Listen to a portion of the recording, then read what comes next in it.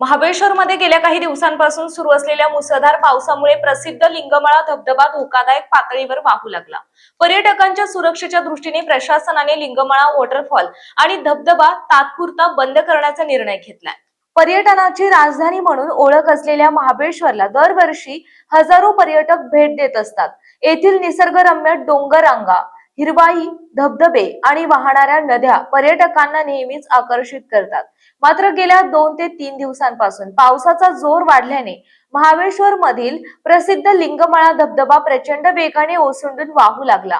धबधब्याजवळ वाढलेल्या पाण्याचा प्रवाह आणि संभाव्य धोका लक्षात घेता पर्यटकांच्या सुरक्षेसाठी प्रशासनाने लिंगमाळा वॉटरफॉल आणि लिंगमाळा धबधबा तात्पुरता बंद केला।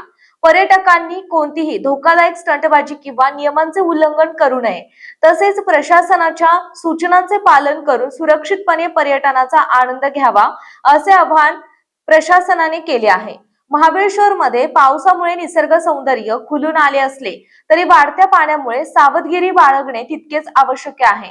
त्यामुळे पर्यटकांनी प्रशासनाच्या सूचनांचे पालन करून सुरक्षित पर्यटनाला प्राधान्य द्यावे। प्रतिनिधी संदीप शिंदे, महाबळेश्वर।